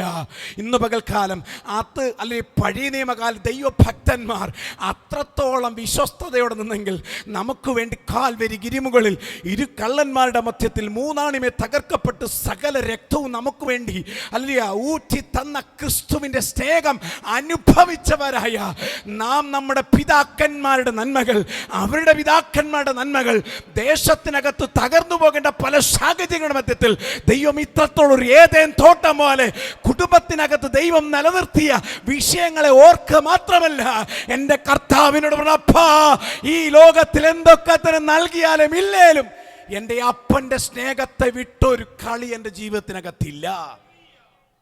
Price the Lord, praise the Lord. ഇത്ര പേർക്ക് ആഴമായി ഒന്നും നമുക്ക് ഏറ്റെടുക്കാൻ പറ്റുന്നു. ഹല്ലേലൂയ. ഈ ദൈവവചനം കേൾക്കുന്ന ഓരോ മാധ്യമങ്ങളൊക്കെ ദൈവവചനം പറയുന്നു, നിങ്ങൾ പലരും പലപ്പോഴും പിശാചിൻ്റെ പ്രവർത്തികൾ, പിശാചിൻ്റെ പൈശാചികമായ പിശാച് സ്നേഹത്തിന് വേണ്ടി നൽകുന്ന പല കാര്യങ്ങൾക്ക് അടിമയായി ജീവിതത്തിൽ അപ്പനോട് സ്നേഹമുണ്ടോ എന്ന് പോലും അല്ലെങ്കിൽ ഫൈൻഡ് ഔട്ട് ചെയ്യാൻ കഴിയാതെ, അത് ചിന്തിക്കുവാൻ പോലും കഴിയാതെ മനസ്സിനെ ഡൈവേർട്ട് ചെയ്ത് കളയുന്ന അന്ധകാര വ്യാപാര മണ്ഡലങ്ങളുണ്ടല്ലോ. ഇന്ന് പകൽ ദൈവദാസൻ പറഞ്ഞ വാചനം, അതേ വാക്യം ഞാൻ ഇപ്രകാരം തിരിച്ചു പറയുന്നു. ദൈവം നമുക്ക് നൽകിയ അല്ലെ അനുഗ്രഹങ്ങളുടെ മേലും ദൈവം നമുക്ക് നൽകിയതായ നന്മകളിലും അതിൻ്റെ മുമ്പിൽ കണ്ണുകളെ പോകാതെ നമ്മെ സൃഷ്ടിച്ചവനായ, നമ്മെ നിലനിർത്തുന്നവനായ ആ കർത്താവിൻ്റെ മുഖത്തേക്ക് നോക്കണം. അപ്പാ ഞാൻ നിന്നെ സ്നേഹിക്കുന്നു. എത്ര പേർക്ക് പറയാം, അപ്പാ ഞാൻ നിന്നെ സ്നേഹിക്കുന്നു, ഞാൻ നിന്നെ സ്നേഹിക്കുന്നു. ഒരപ്പനോട് നമ്മുടെ പ്രകടനങ്ങൾ ചെയ്യുന്നത് പോലെ, ഒരമ്മയോട് നമ്മുടെ സ്നേഹപ്രകടനങ്ങൾ ചെയ്യുന്നത് പോലെ നമുക്ക് ആ ദൈവത്തോട്, കർത്താവേ ഞാൻ നിന്നെ സ്നേഹിക്കുന്നു. ആ സ്നേഹിക്കുന്നു പറയുമ്പോൾ നമ്മുടെ പ്രകടനം എങ്ങനെയാണ്? അല്ലെങ്കിൽ സ്തോത്രം, പക്ഷേ നിങ്ങൾക്ക് ഞാൻ അല്ലെങ്കിൽ സ്തോത്രം, നമുക്കൊരു പക്ഷേ മണിക്കൂർ കണക്ക് നിങ്ങൾ പ്രാർത്ഥിക്കാൻ കഴിയുന്നില്ല എങ്കിൽ നിങ്ങൾ സങ്കടപ്പെടരുത് കേട്ടോ. പലപ്പോഴും പറയും, നിങ്ങൾ മണിക്കൂർ ദൈവസന്നിധി ഇരുന്നില്ല എങ്കിൽ നിങ്ങൾ ദൈവം സ്നേഹിക്കണം. അങ്ങനെയൊന്നും അല്ല കേട്ടോ, അങ്ങനെ ചിന്തയെ വരരുത് കേട്ടോ. നിങ്ങൾക്കൊരു പക്ഷേ നടന്നുകൊണ്ട് അല്പനേരം സ്തുതിക്കാൻ പറ്റുമെങ്കിൽ, വിശ്വസ്തയോടെ സ്തുതിക്കാൻ പറ്റുമെങ്കിൽ ദൈവം നിങ്ങൾ അംഗീകരിക്കും. പക്ഷെ നമ്മൾ സ്നേഹത്തിൽ എത്രത്തോളം അടുക്കുമോ അത്രത്തോളം നമ്മളെ സമയങ്ങളെ വേർതിരിക്കും. മനസ്സിലായോ? അതൊക്കെ സ്നേഹത്തിന് ആധാരമാണ്. എങ്കിലും നിങ്ങൾക്കിപ്പോൾ കഴിയുന്ന അവസരങ്ങളിൽ സ്കൂളുകൾ പോകുമ്പോൾ സ്തുതിക്കണം, കോളേജുകൾ പോകുമ്പോൾ സ്തുതിക്കണം, നമ്മുടെ ജോലി സ്ഥലങ്ങളിൽ പോകുമ്പോൾ സ്തുതിക്കണം, അടുക്കളയിൽ ജോലി ചെയ്യുമ്പോൾ സ്തുതിക്കണം, നമ്മുടെ എല്ലാ ഇടപാടും ഡ്രൈവിംഗ് ചെയ്യുമ്പോൾ ദൈവത്തെ സ്തുതിക്കാം, ദൈവത്തെ മഹത്വപ്പെടുത്താം, നമ്മളെ അതരങ്ങൾക്ക് ദൈവത്തെ സ്തുതിക്കണം. നമ്മൾ നമ്മുടെ വിഷയങ്ങൾക്ക് വേണ്ടി മാത്രമല്ല സ്തുതിക്കേണ്ടത്. കർത്താവേ നീ പരിശുദ്ധനായിരിക്കുന്ന കൃപയ്ക്കായി സ്തോത്രം. കർത്താവേ എനിക്ക് വേണ്ടി കാൽവരി ഗിരിമുകളിൽ എനിക്ക് വേണ്ടി യാഗമായി തീർന്ന യേശുവിൻ്റെ രക്ഷയോർത്ത് സ്തുതിക്കണം. സ്തോത്രം, സ്തോത്രം, സ്തോത്രം, സ്തോത്രം, സ്തോത്രം. ആ രക്ഷയോർത്ത് സ്തുതിക്കുന്നവരാകണമെങ്കിൽ നിശ്ചയമായി കർത്താവുമായിട്ടുള്ള ബന്ധം, കർത്താവുമുള്ള സ്നേഹം, ഇതിനെപ്പറ്റി ഒത്തിരി സമയങ്ങൾ എടുത്താലും ഈ തീരത്തില്ല. പക്ഷെ ഒരു കാര്യം, ഒറ്റ കാര്യം പറയും, നമ്മുടെ ഹൃദയത്തിനകത്ത് യേശുവിനോടുള്ള സ്നേഹം വരണം, യേശുവിനോടുള്ള സ്നേഹം വരണം. ഞാൻ അല്ലെങ്കിൽ സ്തോത്രം, എൻ്റെ കുഞ്ഞുങ്ങൾ സ്കൂളിലേക്ക് പോകുമ്പോൾ ഞാൻ ഇടയ്ക്കിടയ്ക്ക് ആ കുഞ്ഞിനോട് പറയാറുണ്ട്, എൻ്റെ യേശപ്പനാണ് നിനക്കിതെല്ലാം നൽകിയത്, ആ യേശുവിനെ നീ സ്നേഹിക്കണം. നീ എൻ്റെ മുമ്പിൽ ഒരു പക്ഷെ തെറ്റ് കാണിച്ചാലും യേശപ്പൻ ഒത്തിരി അല്ലെങ്കിൽ സങ്കടപ്പെടുവാനിടയായി. ഇന്ന് പകൽക്കാലം താങ്കൾ വ്യക്തിപരം ചിന്തിച്ച് നോക്കി, എൻ്റെ യേശു എന്നെ ഓർത്ത് സങ്കടപ്പെടുന്നുണ്ടോ, സന്തോഷപ്പെടുന്നുണ്ടോ? സങ്കടപ്പെടുന്നെങ്കിൽ ഒരു നിമിഷം ഒന്ന് തിരിഞ്ഞു വന്നാൽ മതി കേട്ടോ. ഒരു നിമിഷം തിരിഞ്ഞു വരിക. അപ്പാ ഞാൻ നിന്നെ സ്നേഹിക്കുന്നു. അപ്പാ എൻ്റെ ജീവിതത്തിൽ ഞാൻ അറിഞ്ഞിട്ടും അറിയാതെ പോയി. അപ്പാ ഒരു പക്ഷേ നിന്നെ ദൈവസ്നേഹം നടത്തി മാറ്റിയത് പലവിധമാകുന്ന ഈ ലോകത്തിൽ സൃഷ്ടിയായിരിക്കാം, ഈ ലോകത്തിലെ മന്ത്രവാദമായിരിക്കാം, എതിർ പ്രാർത്ഥനകളായിരിക്കാം, ചില ശാപങ്ങളായിരിക്കാം, പൈതൃകപരമായ ശാപങ്ങളായിരിക്കാം, നാം ചെയ്തു പോയ പ്രവൃത്തികളായിരിക്കും, എന്തോ ആയിക്കൊള്ളട്ടെ, ഒരൊറ്റ നിമിഷം കർത്താവെ ഞാൻ നിന്നെ സ്നേഹിക്കുന്നു പറഞ്ഞാൽ കർത്താവ് നമ്മുടെ അരികത്ത് വരും. നമുക്കറിയാം, ഈ ലോകത്തിലൊരു മനുഷ്യൻ നമ്മളെതിരായ ഒരു വ്യക്തിത്വം ഒരു കാര്യം പറഞ്ഞാൽ ഒരുപക്ഷെ നമ്മൾ ക്ഷമ പറഞ്ഞാൽ പോലും അവരുടെ ഹൃദയത്തിനകത്ത് കാണും അത് അല്ലെങ്കിൽ സ്തോത്രം, ഒരു ഹൃദയത്തിനകത്ത് ഒരു പലപ്പോഴും ശത്രുത പുലർത്തുന്നവരായിരിക്കും. എന്നാൽ കർത്താവ് അങ്ങനെ ഒരിക്കലും ചെയ്യത്തില്ല. ദൈവവചനം പറയുന്നു, നീ ദൈവസന ഈ പാപത്തെ ഏറ്റു പറഞ്ഞാൽ അവൻ നിന്റെ പാപത്തെ സമുദ്രത്തിൻ്റെ ആഴത്തിലേക്ക് എറിഞ്ഞു കളയും ദൈവവചനം. അങ്ങനെയാണെങ്കിൽ ഒരു നിമിഷം ഒന്ന് മാറി, അപ്പാ എൻ്റെ ജീവിതത്തിൽ അരുതാത്ത വായിൽ വന്നുപോയി, അപ്പാ അപ്പൻ ഹിതമില്ലാത്തത് നമ്മൾ ഇന്ന് അനുഭവിക്കുന്ന എല്ലാ നന്മകളും തലമുറകൾ എൻ്റെ അപ്പൻ്റെ ഭാഗ്യമാണ്. എൻ്റെ കർത്താവ് നമുക്ക് വേണ്ടി കാൽവരിയിൽ യാഗമായതുകൊണ്ടാണ്. ഹല്ലേലൂയ. പലപ്പോഴും ഞാൻ പറഞ്ഞില്ലേ, ചരമവാർഷങ്ങൾ ഒത്തിരി കൂടേണ്ട സമയങ്ങൾ കഴിഞ്ഞിരുന്നു. അനേകം പേർ പൂവുകൾ കൊണ്ടുവച്ച് അവസാനത്തെ തുള്ളി, ഒരു തുള്ളി കണ്ണുനീര് വെച്ചിട്ട് അവർ മറന്നു കളയേണ്ട എത്രയോ സാഹചര്യം ഉണ്ടായി. നമുക്കറിയാം, എത്രയോ നന്നായി സ്നേഹിച്ചവർ പോലും ചില വർഷങ്ങൾ കഴിയുമ്പോൾ മറന്നു പോകും. കല്ലറയുടെ അടുത്ത് അല്ലെ വലിയ കൊട്ടാരം പോലെ പലരും എന്ത് ചെയ്യും, അതെ വലത് കെട്ടും. പക്ഷേ വർഷങ്ങൾ കഴിയുമ്പോൾ പായലടിച്ച് വല്ലാത്ത വിധത്തിൽ അതാവുന്ന എത്രയോ അനുഭവങ്ങൾ എന്ന് പറഞ്ഞാൽ ഇത്രയൊക്കെ ഉള്ളൂ മനുഷ്യൻ. ഇങ്ങനെയൊക്കെ എത്രയോ സമയങ്ങൾ പുല്ലുപിടിച്ച് പോകേണ്ട സാഹചര്യങ്ങളിൽ കർത്താവ് ദൈവം തമ്പുരാൻ ജീവനെ നൽകി, ആരോഗ്യം നൽകി, ബലം നൽകി, ഇത്രത്തോളം നമ്മെ നിലനിർത്തിയ ദൈവത്തിൻ്റെ സ്നേഹത്തെ ഓർത്ത് എൻ്റെ യേശുവിൻ്റെ മകനായി ജീവിക്കൊരു ഭാഗ്യം നൽകി എൻ്റെ കുഞ്ഞുങ്ങളെ ദൈവത്തെ ഇത്രത്തോളം മാനിച്ച് ദൈവ മക്കളായി ജീവിക്കൊരു ഭാഗ്യം നൽകിയത് തലമുറയുടെ മുമ്പിൽ ദൈവത്തെ ആരാധിക്കുന്നവരായി കണ്ട്, ഒരുപാട് കുറവുകൾ ഉണ്ടെങ്കിൽ തന്നെയും ദൈവത്തെ ആരാധിക്കുന്നവരായി കണ്ടു നിൽക്കുവാൻ ഭാഗ്യം നൽകിയ ദൈവത്തിൻ്റെ കൃപയോർത്ത് ദൈവത്തെ സ്തുതിക്കണം. സ്തോത്രം, സ്തോത്രം, സ്തോത്രം. എത്ര പേർക്ക് പറയാപ്പാ, ഞാൻ നിന്നെ സ്നേഹിക്കുന്നു. I love you Jesus, I love you Jesus. ചുമ്മാ പറയുന്നല്ല, ഹൃദയത്തിനകത്തോണം അപ്പാ ഞാൻ നിന്നെ സ്നേഹിക്കുന്നു. ഇന്ന് പലപ്പോഴും തലമുറകൾ തെറ്റിപ്പോയിക്കൊണ്ടിരിക്കുന്നു. ദൈവ സ്നേഹം നടന്നു പറയും, പുറമേ ദൈവത്തെ ആരാധിക്കുന്നു. ഞാൻ പറയട്ടെ, ഇത് വേറൊരു ചിന്തിക്കുക. നമ്മൾ കുറച്ച് നേരം അന്യഭാഷയിൽ 1000 മണിക്കൂർ കണക്കിൽ നമ്മൾ ദൈവസന്നി സ്തുതിച്ചില്ല എങ്കിലും കർത്താവിനോട് പറ, അപ്പാ ഞാൻ നിന്നെ സ്നേഹിക്കുന്നു, അപ്പാ അപ്പനെ ഞാൻ സ്തുതിക്കാൻ ഞാൻ ആഗ്രഹിക്കുന്നു കർത്താവേ. ഞാൻ പറയുന്നു, ഇതോടുകൂടെയുള്ള സകലതും കർത്താവിൽ പ്രസാദപൂർണമായി തീരും. അങ്ങനെ സ്നേഹിച്ച ശേഷം നിങ്ങളുടെ അന്യഭാഷകൾ ആരംഭിക്കട്ടെ, അങ്ങനെ നിങ്ങളുടെ ആരാധനകൾ ആരംഭിക്കട്ടെ, അങ്ങനെ നിങ്ങളുടെ പഠനങ്ങൾ ആരംഭിക്കട്ടെ. നാം ദൈവവചനം പറയുന്നു, നിങ്ങൾ ദൈവത്തെ സ്നേഹിക്കുന്നുവെങ്കിൽ എൻ്റെ കൽപ്പനകളെ അനുസരിക്കും. Price the Lord. ആവർത്തനം 22 വായിക്കേണ്ട 28 നിന്റെ ദൈവമായ യഹോവയുടെ കൽപ്പന നീ കേട്ടനുസരിച്ചാൽ ഈ വചനത്തിലെ സകല നന്മകളും നിങ്ങൾക്ക് സിദ്ധിക്കും എന്ന് പറഞ്ഞാൽ, ഇന്ന് അനുഭവിക്കുന്ന പല നന്മകൾക്ക് കാരണം എൻ്റെ ദൈവത്തിൻ്റെ സ്നേഹമാണെങ്കിൽ അത് നാം അനുഭവിക്കുവാൻ തയ്യാറാണ്. ഒന്ന്, ഈ സ്തോത്രം തോട്ടത്തിനകത്ത്, തോട്ടമെന്ന് പറഞ്ഞാൽ വിട്ടുപോകരുത്, നമ്മുടെ ശരീരം, ആത്മീയ ജീവിതം, നമ്മുടെ കുടുംബം, നമ്മുടെ ഭവനം, നമ്മുടെ സഭ, ഇതിനകത്ത് നല്ല വിത്തുകൾ എന്ത് ചെയ്യണം? അത് വിതയ്ക്കണം. ഒന്ന്, സ്നേഹത്തിൻ്റെ വിത്തുകൾ വിതയ്ക്കണം. സ്നേഹത്തിൻ്റെ, ഭാര്യ ഭർത്താക്കന്മാർ പരസ്പരം സ്നേഹിക്കുന്നത് കുഞ്ഞുങ്ങൾ കാണണം. സ്തോത്രം, സ്തോത്രം. എന്ന് പറഞ്ഞാൽ ഒരു സംസാരത്തിൽ പോലും സ്നേഹമുള്ള സംസാരങ്ങൾ കുഞ്ഞുങ്ങളുടെ മുമ്പിൽ വെച്ച് ഒരു കാരണവശാലും നിങ്ങളുടെ വൈകാര്യമായിട്ടുള്ള ചിന്തകൾ, വൈകാര്യമായിട്ടുള്ള കോപങ്ങൾ, വൈകാര്യമായിട്ടുള്ള വാക്കുകൾ ഉപയോഗിക്കരുത്. വളരെ സൂക്ഷിക്കണം, വളരെ സൂക്ഷിക്കണം. ഇക്കാലം തെറ്റിക്കൊണ്ടിരിക്കുന്നു, തലമുറകൾ തെറ്റിക്കൊണ്ടിരിക്കുന്നു. ഞാൻ പറയുന്നു, വൈകാര്യമായി എന്ന് പറഞ്ഞാൽ കോപമുളവാക്കുന്ന, ദൈവഹിതമല്ലാത്ത, ദൈവത്തിന് ഇഷ്ടമില്ലാത്ത, ദൈവം നമ്മളിലൂടെ വെളിപ്പെടുവാൻ ആഗ്രഹിക്കാത്ത കാര്യങ്ങൾ തലമുറയുടെ മുമ്പിൽ, കുടുംബത്തിന് മുമ്പിൽ നമ്മൾ വെളിപ്പെടരുത്. Price the Lord. ഒന്ന്, സ്നേഹത്തിൻ്റെ വിത്തുകൾ വിതയ്ക്കണം. രണ്ടാമത്തെ വാക്യം എന്താണ്? സന്തോഷം. ഒന്ന്, ദൈവവുമായിട്ടുള്ള സ്നേഹം. രണ്ട്, മനുഷ്യരോടുള്ള സ്നേഹം. ഞാൻ നോക്കണം, മനുഷ്യരോടുള്ള സ്നേഹത്തിൽ ഒരുപാട് പ്രശ്നങ്ങളുണ്ട് കേട്ടോ. മനുഷ്യരോട് നമ്മൾ എത്ര സ്നേഹിച്ചാലും, മനസ്സ് തുറന്ന് നാം സ്നേഹിച്ചാലും ചിലപ്പോൾ ആ സ്നേഹം തിരിച്ചു കിട്ടണമെന്നില്ല കേട്ടോ. മനസ്സ് തുറന്ന് നമ്മൾ സ്നേഹിച്ചെന്ന് പറഞ്ഞാലും, മനസ്സ് തുറന്ന് നമ്മൾ സഹായിച്ചു എന്ന് പറഞ്ഞാലും, മനസ്സ് തുറന്ന് ഇല്ലായ്മയും നമ്മൾ പല കാര്യങ്ങൾ ചെയ്യുമെന്ന് പറഞ്ഞാലും തിരിച്ച് ആ സ്നേഹം കിട്ടണമെന്നില്ല. പലപ്പോഴും ആ സ്നേഹം അവർ ഉപയോഗിക്കും. പലപ്പോഴും നമ്മൾ ചെയ്യുന്ന പല പ്രവൃത്തികൾ അത് സ്തോത്രം, ആ സ്നേഹത്തിനകത്ത് പലപ്പോഴും എങ്കിലും നമ്മൾ ഹൃദയത്തിനകത്ത് അവരുമായി യാതൊരു പ്രശ്നങ്ങളും ദൈവത്തെ സ്നേഹിക്കുവാൻ നാം തയ്യാറായിരിക്കണം. ഞാനൊരു കാര്യം കൂടെ പറയാം. മനുഷ്യരോടുള്ള സ്നേഹം ദൈവസഭ കൃത്യമായി അറിയേണ്ടതാണ്. മനുഷ്യരുള്ള സ്നേഹം നമ്മൾ കൂടുതൽ വെളിപ്പെടുത്തിയാൽ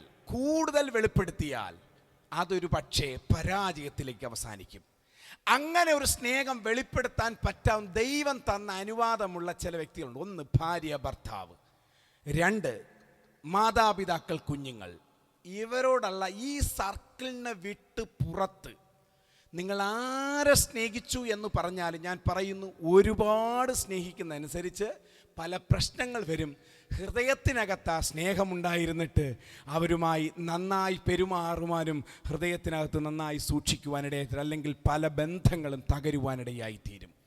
എൻ്റെ ജീവിത അനുഭവങ്ങൾ ഞാൻ പറയുന്നതാണ്. പലപ്പോഴും എത്ര തന്നെ സ്നേഹിച്ചാലും ആ സ്നേഹം ഒരുപക്ഷെ അതുപോലെ തിരിച്ചു കിട്ടണമെന്നില്ല. ചിലരോട് അകന്നിരിക്കേണ്ടി വരും, എന്നാലും ഹൃദയത്തിനകത്ത് കയ്പ് വരരുത്. ചിലരോട് മാറി നിൽക്കേണ്ടി വരും. കാരണം ദൈവവചനം വ്യക്തമായി പറയുന്നു, ശത്രുക്കൾ എന്ത് ചെയ്യണം? സ്നേഹിക്കണം. നിങ്ങൾക്ക് ദോഷം ചെയ്യുന്നവർക്ക് വേണ്ടി സ്നേഹിക്കാനല്ല പറഞ്ഞിട്ടുള്ളത്, നിങ്ങൾ അവർക്ക് വേണ്ടി പ്രാർത്ഥിക്കണം. എന്തിനാണെന്നറിയാം? അവിടെ മാനസാന്തരത്തിനായി. അവിടെ പിന്നെയും സ്നേഹിക്കാൻ പോയാൽ തിരിച്ച് നല്ല പണിയും കിട്ടി തിരിച്ചു വരുവുള്ളൂ. മനസ്സിലായോ?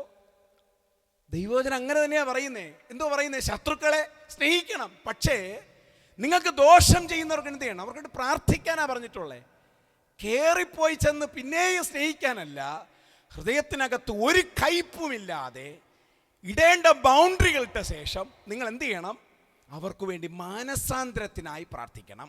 എന്ന് പറഞ്ഞാൽ ആ വിഷയം വിട്ടുപോകും. ദൈവസഭ അറിയേണ്ട കാര്യം, നമുക്ക് എതിരായി പല സംസാരമുണ്ടാക്കും. നമ്മോട് കൂടെ നിന്ന് നമുക്കെതിരായി സംസാരം ഉണ്ടാക്കും. അവർക്കെതിരായി നമ്മൾ മാനുഷിക ബുദ്ധിക്ക് തിരിഞ്ഞു പോകണ്ട. അവരുടെ മാനസാന്തരത്തിനായി പ്രാർത്ഥിക്കണം. അവരുടെ നന്മയ്ക്കായിട്ട് എന്ന് പറഞ്ഞാൽ അവരുടെ വിടുതലിനായിട്ട് നാം പ്രാർത്ഥിക്കാൻ വ്യവസ്ഥയില്ല. അവരുടെ മാനസാന്തരത്തിലൂടെ വിടുതലിനായി നാം പ്രാർത്ഥിക്കണം. ദൈവസഭ അറിയേണ്ട കാര്യം, ഒരു കാര്യം കൂടെ പറയാം, ദൈവസഭ അറിയേണ്ടതാണ്. ദൈവവിശ്വാസികൾക്കും ദൈവദാസന്മാർക്കുള്ള അധികാരം രണ്ടും രണ്ടാട്ടോ. എന്ന് പറഞ്ഞാൽ ദൈവം തമ്മിൽ അധികാരമൊക്കെ നമുക്ക് ഒരുപോലെ നൽകിയിട്ടുണ്ട്. നമ്മളെല്ലാവരും ഒരുപോലെയാണ്. എങ്കിലും ദൈവദാസന്മാർക്ക് ഒരു പ്രത്യേകമായ ഒരു പ്രത്യേകമായ ഒരു അഭിഷേകം കൂടെ കൊടുക്കും. ദൈവം എന്താ പറയുന്നത്? നിങ്ങൾക്ക് ആരെങ്കിലും രോഗികളായാൽ നിങ്ങളുടെ സഭാ മൂപ്പൻ്റെ അടുത്ത് പോയി എന്ത് ചെയ്യണം? പ്രാർത്ഥിക്കണം. ഇതൊരു ദൈവവചനമാണ്. ഇത് നിൽക്കുമ്പോൾ തന്നെ ഞാൻ വിട്ടുപോകരുത്, നമ്മൾ ഒരു വ്യക്തിയുടെയും വിടുതലിന് വേണ്ടി ഒരു വിഷയം നമ്മുടെ മുമ്പിൽ വിശ്വാസികൾ മനസ്സിലാക്കണം. ആരുടെയും വിഷയങ്ങൾക്ക് വേണ്ടി വിടുതലിന് വേണ്ടി നിങ്ങൾ പ്രാർത്ഥിക്കരുത്. ശ്രദ്ധയോടെ കേൾക്കണം. ആദ്യം പ്രാർത്ഥിക്കേണ്ട അവരുടെ മാനസാന്തരത്തിന്. രണ്ട്, നിങ്ങൾക്ക് ആരെങ്കിലും നിങ്ങളുടെ വിഷയങ്ങൾക്ക് പ്രാർത്ഥിക്കാൻ വേണ്ടി പറഞ്ഞാൽ അവരോട് പറഞ്ഞ് ദൈവത്തെ സ്തുതിക്കുവാൻ അവരോട് പറയണം. അവർ ആ വിടുതൽ സ്വയമായിട്ട് ഏറ്റെടുക്കണം. അങ്ങനെ നിലനിർത്തിയാൽ മാത്രമേ അവർ പിന്നീടൊരു വിഷയത്തിൽ വരുമ്പോൾ അവരൊരിക്കലും പരാജയപ്പെടാതിരിക്കുകയുള്ളൂ. മനസ്സിലായോ? ഏത് വിഷയം വന്നാലും, എന്നോടൊരു വിഷയം വന്നാൽ ഞാൻ പ്രാർത്ഥിക്കും, ഡയറക്റ്റ് ഞാൻ പ്രാർത്ഥിക്കത്തില്ല. സ്തോത്രം. പ്രാർത്ഥിക്കാൻ വേണമെങ്കിൽ വിടുതൽ നൽകാം. പക്ഷേ ഞാൻ പറയും, ദൈവം കേൾക്കുന്ന ഓരോരുത്തരും ഞാൻ പറയുന്നു, നിങ്ങൾക്കെല്ലാവർക്കും ഈ അധികാരം നൽകിയിട്ടുണ്ട്. അത് നാം പ്രാപിക്കണം. എങ്ങനെ പ്രാപിക്കാം? ദൈവത്തെ സ്തുതിച്ച് നമ്മുടെ അധരങ്ങളെ സൂക്ഷിച്ച് ദൈവവുമായിട്ടുള്ള ബന്ധം സൂക്ഷിക്കുമ്പോൾ നിങ്ങളുടെ മുമ്പിൽ ഒരു ശത്രുവിന് നിൽക്കാൻ പറ്റത്തില്ല, ഒരു രോഗത്തിനും നിൽക്കാൻ പറ്റത്തില്ല, ഒരു പ്രതികൂലത്തിൽ നിൽക്കാൻ പറ്റത്തില്ല, ഒരു പ്രതിസന്ധികൾക്ക് നിൽക്കാൻ പറ്റില്ല. അതുകൊണ്ട് തന്നെ ദൈവമക്കൾ, നിങ്ങൾ പ്രാർത്ഥിക്കേണ്ട വിഷയം, ദൈവം നിങ്ങൾക്ക് അത്രത്തോളം യോഗ്യത എന്ന് പറഞ്ഞാൽ അത്രത്തോളം ഒരു കോൺഫിഡൻസ് നൽകിയിട്ടുണ്ടെങ്കിൽ മറ്റുള്ള വിടുതലിന് പ്രാർത്ഥിക്കാം. അല്ലാതെ ആവശ്യമില്ലാത്ത വിടുതലിന് പ്രാർത്ഥിച്ച് അവർക്ക് വിടുതലാകും, പലവിധമാകുന്ന വിഷയങ്ങൾ തിരിച്ചടിക്കും, നിലനിൽക്കാൻ പറ്റത്തില്ല. ദൈവജനം തിരിച്ചറിയണം. എനിക്കറിയാം, ഞാൻ ആ പേരൊക്കെ പറഞ്ഞ് ശരിയാവത്തില്ല. ഞാൻ പറയുന്നു, എനിക്കറിയാവുന്ന ഒരു സഹോദരനുണ്ടായി, എന്നോട് ബൈബിൾ കോളേജിൽ പഠിച്ചൊരു ദൈവദാസൻ. ആ ദൈവദാസൻ ഇപ്പോൾ ഇല്ല, നിത്യതയിൽ പ്രവേശിച്ച അദ്ദേഹത്തിൻ്റെ പ്രിയപ്പെട്ട ആ വ്യക്തിയുടെ പിതാവ്, അല്ലെങ്കിൽ ഞങ്ങളുടെ ഷാരോൺ ചർച്ചിലെ വിശ്വാസിയായിരുന്നു. അദ്ദേഹത്തിനോട് പലപ്പോഴും ദൈവദാസന്മാർ പറഞ്ഞു, ദൈവസന്നിധിയിൽ കീഴ്പ്പെട്ടിരിക്കണം, ദൈവസഭയോട് ചേർന്നിരിക്കണം. ഇത് ദൈവസഭ ആരാ നടക്കുമ്പോൾ തന്നെ മറ്റുള്ളവരുടെ വിഷയങ്ങൾക്ക് വേണ്ടി പ്രാർത്ഥിക്കുവാനും ഉപവസിക്കാനും ദിവസങ്ങളോളം തയ്യാറായി. സ്തോത്രം. അങ്ങനെ പ്രാർത്ഥിക്കുന്ന പല വിഷയത്തിനും ദൈവം പരിഹാരം കൊടുത്തു തുടങ്ങി. ഇങ്ങനെ വിഷയങ്ങൾ വന്നപ്പോൾ ദൈവസഭയുള്ളതായ സമർപ്പണം നഷ്ടപ്പെട്ട്, ദൈവവചനവുമായിട്ടുള്ള ബന്ധത്തിലുള്ള കീഴ്പ്പെട് നഷ്ടപ്പെട്ട് പുറത്തു പോയപ്പോൾ, അല്ലെങ്കിൽ കാലങ്ങൾ കഴിഞ്ഞപ്പോൾ, സ്തോത്രം, ഇന്നും അദ്ദേഹം ഒരു മെൻ്റൽ ഹോസ്പിറ്റലിൽ, സ്തോത്രം, മെൻ്റലായിട്ട് ഹോസ്പിറ്റലിൽ പലപ്പോഴും പോയിട്ട് ഒരു പൂർണ്ണ വിടുതൽ കാണാതെ ആ ഭവനത്തിനകത്തിരിക്കുന്ന ഒരു ചരിത്രം എൻ്റെ മുമ്പിൽ, ഇങ്ങനെ പല ചരിത്രങ്ങളുള്ളപ്പോൾ ഈ ദൈവം നിൽക്കുന്ന ഓരോരുത്തരും ഞാൻ പറയുന്നു, നിങ്ങളൊരു വിഷയത്തിന് വിടുതലിന് വേണ്ടി പ്രാർത്ഥിക്കാൻ നിങ്ങളുടെ കരങ്ങളിൽ തന്നാൽ നിങ്ങൾ ദൈവസന്നിധിയിൽ പൂർണ്ണമായി ദൈവാലോചന ചോദിച്ചിട്ട് വേണം ആ വിഷയം എടുക്കുവാൻ. സ്തോത്രം, സ്തോത്രം, സ്തോത്രം. ഇത് ദൈവസഭ തിരിച്ചറിയേണ്ട സത്യമാണ്. ദൈവദാസന്മാർ പ്രാർത്ഥിക്കട്ടെ അവർക്ക് വേണ്ടി. ദൈവദാസന്മാർ അവർക്ക് വേണ്ടി പ്രാർത്ഥിക്കട്ടെ. നിങ്ങളുടെ മുമ്പിൽ വന്നാൽ അവരുടെ മാനസാന്തരത്തോട് പ്രാർത്ഥിക്കാം, നിങ്ങൾക്ക് ഒരു വിഷയവും വരത്തില്ല. ഇനി ദൈവാത്മാവ് പറയുകയാണ്, താങ്കളോട് പ്രാർത്ഥിക്കാൻ പറഞ്ഞാൽ പ്രാർത്ഥിക്കണം, അല്ലാതെ നമ്മൾ പ്രാർത്ഥിക്കരുത്, വിടുതലിനിടെ പ്രാർത്ഥിക്കരുത്. ഏത് വിഷയം വന്നാലും അവരുടെ മാനസാന്തരത്തോട് പ്രാർത്ഥിക്കണം. അടുത്ത് അവരെ കൊണ്ട് സ്തുതിപ്പിക്കണം, അവരെ കൊണ്ട് ദൈവവുമായുള്ള ബന്ധം സൂക്ഷിക്കണം. അപ്പോൾ സ്വാഭാവികമായി അവരുടെ ഇടയിൽ ദൈവത്തിൻ്റെ വിടുതൽ വരുവാനിടയായി തീരും. ഇവരൊക്കെ പലരും കൊട്ടേഷൻ എടുത്ത് പ്രാർത്ഥിക്കുകയാണ്. പലരും ഏത് വിഷയം വന്നാലും ഞാൻ നിങ്ങൾക്ക് വേണ്ടി പ്രാർത്ഥിക്കാമെന്ന് പറയുന്ന അവസ്ഥ ദൈവസഭയ്ക്കകത്ത് ഉണ്ടാകരുത്. നമ്മുടെ സഭയ്ക്കകത്ത് അങ്ങനെ ഉണ്ടാകണ്ട. ഏത് വ്യക്തിക്ക് വേണ്ടി പ്രാർത്ഥിക്കാം. എന്നോട് ഇവിടെയും ചിലർ വ്യക്തിക്ക് പ്രാർത്ഥിക്കാൻ പറഞ്ഞാൽ ഞാൻ പറയും, ആദ്യം ആലയത്ത് വരാൻ പറയും. സ്വത്രം സ്വത്രം സ്വത്രം സ്വത്രം. ഒരുപക്ഷെ നമ്മൾ പ്രാരംഭഘട്ടങ്ങളിൽ അവർക്ക് വേണ്ടി പ്രാർത്ഥിക്കേണ്ട ഒരു ഹൃദയംഗമായി. എങ്കിലും ഞാൻ പറയുന്നു, ആരെങ്കിലും നമ്മളോട് പ്രാർത്ഥിക്കാൻ വിഷയം പറഞ്ഞാൽ അവരോട് പറയണം, നിങ്ങൾ ആലയത്തിൽ വരൂ, ആലയത്തിനും ദൈവവചനം കേൾക്കൂ, ദൈവത്തിന് ആധാരമായി നിങ്ങൾ ജീവിക്കാൻ തയ്യാറാകൂ. ദൈവം നിങ്ങൾക്ക് വേണ്ടി വിടുതൽ പ്രവർത്തിക്കും. ഇല്ല, നിങ്ങൾ ഉറങ്ങിക്കിടന്നപ്പോൾ അല്ലെങ്കിൽ സ്വപ്നത്തിലൂടെ ദർശനത്തിലൂടെ ദൈവാത്മാവ് നൽകിയിട്ട് ഇന്ന വ്യക്തികളുടെ പ്രാർത്ഥിക്കുവാൻ ഒരാലോചന നൽകിയാൽ, ഏതു സഭയിലാണോ നിങ്ങൾ പോകുന്നത് ആ ദൈവദാസരോട് ബന്ധത്തിൽ ഒരു ആത്മീക പുരുഷനാണെങ്കിൽ ആ ദൈവദാസനോട് ചോദിച്ച് മനസ്സിലാക്കിയിട്ട് വേണം അവർക്ക് വേണ്ടി പ്രാർത്ഥിക്കാൻ വേണ്ടി പോകാൻ. അപ്പോൾ അങ്ങനെ പ്രാർത്ഥിക്കുമ്പോൾ ആ ഇടയന നിലവാരത്തിൽ നിങ്ങളുടെ സംരക്ഷണത്തിന് അവർ പ്രാർത്ഥിച്ചു കൊണ്ടിരിക്കും.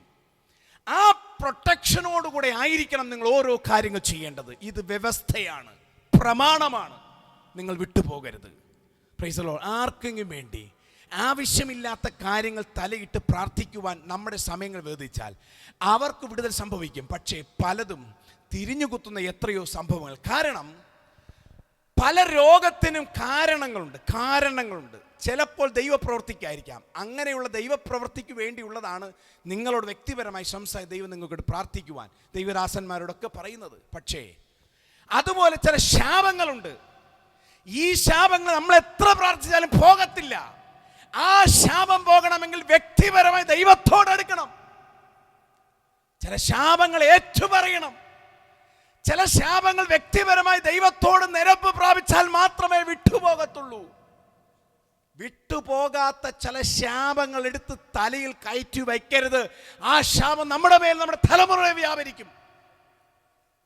ഇന്ന് പകൽക്കാലം ഒരു പക്ഷേ അങ്ങനെയുള്ള ചില വിഷയങ്ങൾ ഏറ്റെടുത്ത് തലമുറകൾക്കകത്ത് ദൈവഹിതമില്ലാത്ത ചില വിഷയങ്ങൾ കടന്നുകൂടിയിട്ടുണ്ടെങ്കിൽ ഇന്ന് പകൽ പരിശുദ്ധാത്മാവ് ഒരു ആലോചന നൽകും. ദൈവസഭയൊന്നിരുന്ന് ദൈവസേന ഉപയോഗിച്ച്, കർത്താവ് എവിടെയെങ്കിലും എന്നെ അങ്ങനെ പോയിട്ടുണ്ടെങ്കിൽ, അങ്ങനെ ആയിട്ടുണ്ടെങ്കിൽ കർത്താവ് എന്നോട് ക്ഷമിക്കണേ എന്ന് പറഞ്ഞ് നല്ല ദൈവദാസന്മാരുടെ മുമ്പിൽ നിന്ന് പ്രാർത്ഥിച്ച് വിഷയങ്ങൾ ഏറ്റെടുത്ത് വിടുമ്പോൾ നിന്ന് ഇങ്ങനെയുള്ള ചില ശാപങ്ങൾ നിങ്ങളുടെ കുടുംബത്തിനകത്ത് വന്നത് യേശുവിൻ്റെ നാമത്തിൽ അത് പൊട്ടുവാനിടയായിത്തീരും.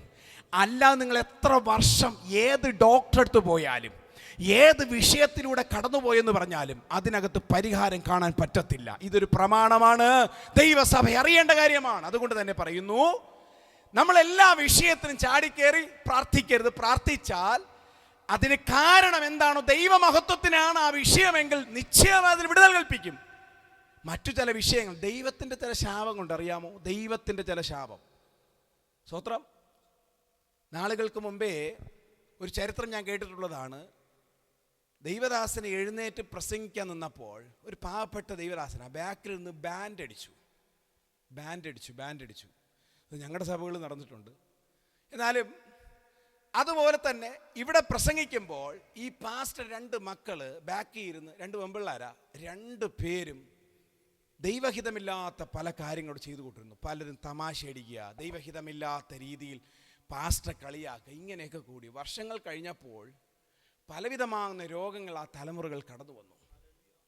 ഇതെവിടെന്നാ വന്നേ? സ്വന്തമായി നമ്മുടെ അധരങ്ങളുടെ ഫലം കൊണ്ട് തലമുറകളുടെ മേൽ വന്ന ശാപമാണ്. ദൈവിക ശാപമാണ്, ദൈവിക ന്യായവിധിയാണ്. ഈ ശാപങ്ങൾ മാറാം.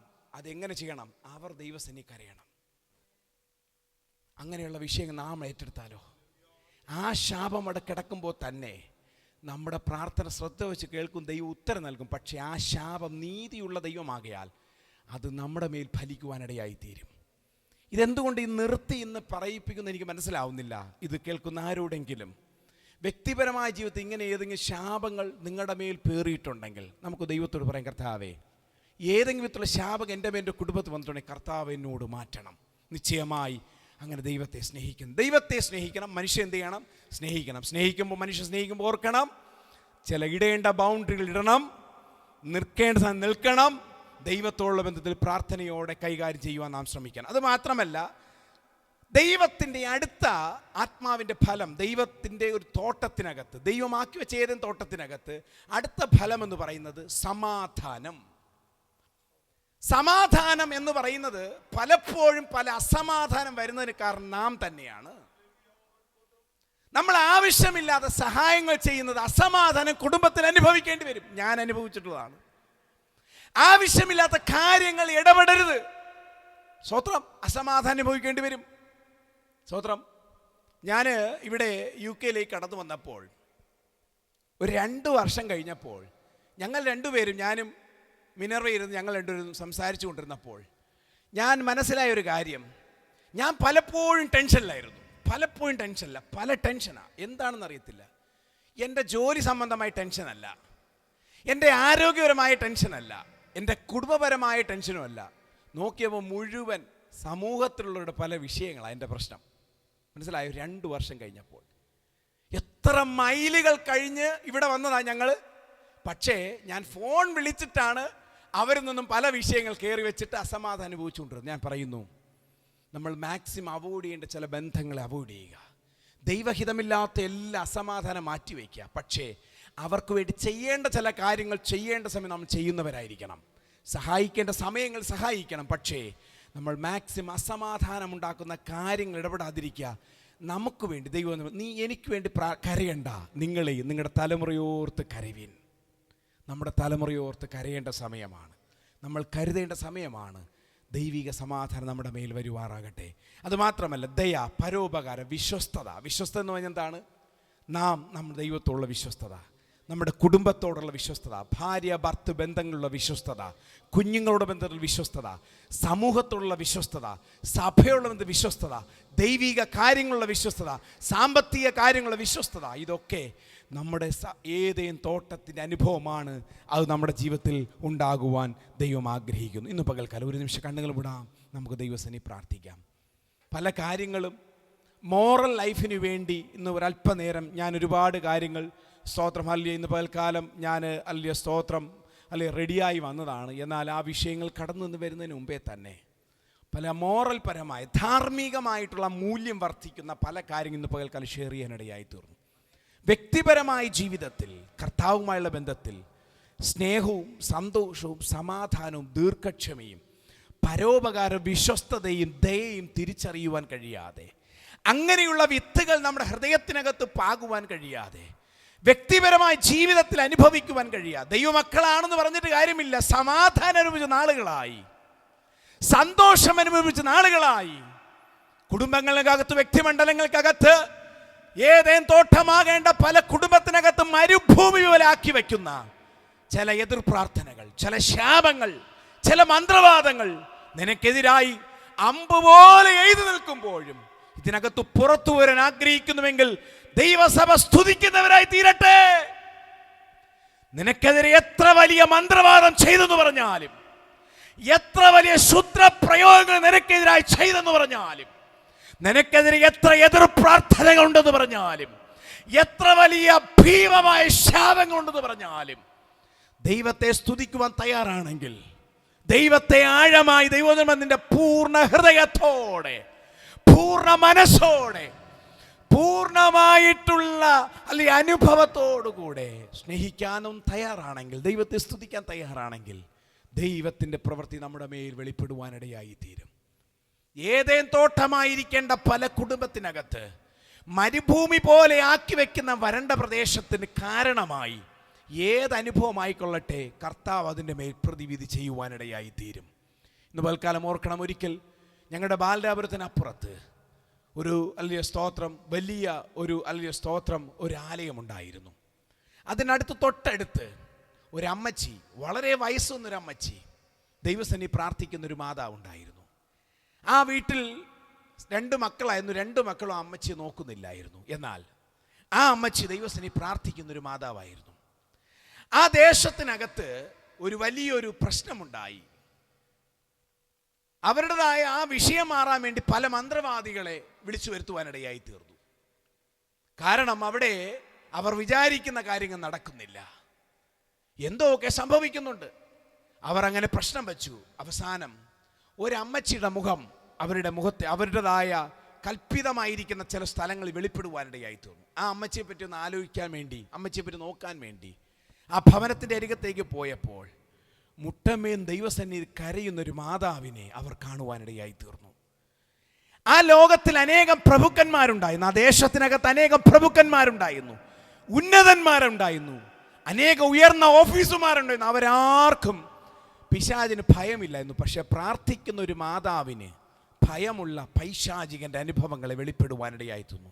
ഇന്ന് പകൽക്കൽ ഇന്നും നാം ദൈവസന്നിധി പ്രാർത്ഥിക്കാൻ തയ്യാറാണെങ്കിൽ, ഒരു അഭിഷിക്തനായ ഒരു ഏലിയാവിൻ്റെ പാദസ്പർശനം കർമ്മേൻ്റെ മലമുകളിൽ ഉള്ളിടത്തോളം കാലം ഒരു അന്യാഗ്നി വെളിപ്പെടുവാൻ സ്വർഗം അനുവദിച്ചില്ല എങ്കിൽ ഇന്ന് പകൽ വിശ്വസിക്കണം, കർത്താവേ, ഞാൻ കർത്താവിൻ്റെ സന്നിധിയിൽ എൻ്റെ ഭവനം, എൻ്റെ ജീവിതം ഒരു ഏദേൻ തോട്ടമായി വെളിപ്പെടണമേ. ഞങ്ങൾക്കെതിരായി, ഞങ്ങളുടെ തലമുറകൾക്കെതിരായി മന്ത്രവാദങ്ങൾ, ശകുനവാദങ്ങൾ, പലവിധമാകുന്ന വിഷയങ്ങൾ കർത്താവെ കടത്തിവിടുമ്പോഴും അവിടെ നിലനിൽക്കേണ്ട കൃപയ്ക്കായി നാം പ്രാർത്ഥിക്കാം. നല്ലവനായ ദൈവമേ, സ്വർഗീയ നല്ല പിതാവേ, അനുഗ്രഹിക്കപ്പെട്ട നല്ല നിമിഷത്തിനായി നന്ദിയോടെ സ്തോത്രം. ദൈവം ഞങ്ങൾക്ക് നൽകിയതായ നമ്മുടെ ശരീരം, ആത്മീയ ജീവിതം, ഞങ്ങളുടെ ഭവനം, ഞങ്ങളുടെ കുടുംബം, ഞങ്ങളുടെ സഭകൾ അനുഗ്രഹിക്കപ്പെട്ട ഏതേം തോട്ടമായി തീർന്ന കൃപയ്ക്കായി സ്തോത്രം. സ്വർഗം അതിനായി ഞങ്ങളെ സഹായിക്കണം. ഈ കാലയളവിൽ കർത്താവിന് വേണ്ടി പ്രയോജനപ്പെടുന്ന ഒരു തലമുറ കർത്താവിൻ്റെ കൃപയാൽ വാർത്തെടുമാറാൻ ഞങ്ങൾ പ്രാർത്ഥിക്കുന്നു. അങ്ങനെയുള്ള ചില തലമുറകൾ യേശുവിൻ്റെ നാമത്തിൽ പുറത്തു വരട്ടെ കർത്താവേ. കർത്താവിൻ്റെ കൃപ ഞങ്ങളുടെ മേൽ അനുഭവിച്ച കൃപയ്ക്കായി സ്തോത്രം. ഒരു സമൂഹം മുഴുവൻ കർത്താവെ വല്ലാണ്ട് ഭയത്തോടെ കാത്തിരിക്കുന്നു. ഡ്രഗ്സിൻ്റെയും പലവിധമാകുന്ന ഉപയോഗങ്ങൾ പ്രകാരം കർത്താവെ പല കുലപാതകങ്ങൾ നടന്നുകൊണ്ടിരിക്കുന്നു. കർത്താവെ, അവിടെയും ഒരു കൂട്ടം ദൈവജനം എഴുന്നേറ്റ കൃപയ്ക്കായി സ്തോത്രം. അതിനെതിരായി ശക്തമായി പോരാടുന്ന ചില തലമുറകൾ യേശുവിൻ്റെ നാമത്തിൽ പുറത്തെഴുന്നേറ്റ കൃപയ്ക്കായി സ്തോത്രം. ഞങ്ങളെ തന്നെ പൂർണ്ണമായി സമർപ്പിക്കുന്നു യേശുവിൻ്റെ നാമത്തിൽ തന്നെ. ആമേ. ആശീർവാദ വിലാസം പറഞ്ഞാട്ടെ. സ്തോത്രം, സ്തോത്രം, സ്തോത്രം, സ്തോത്രം, സ്തോത്രം, സ്തോത്രം, സ്തോത്രം, സ്തോത്രം.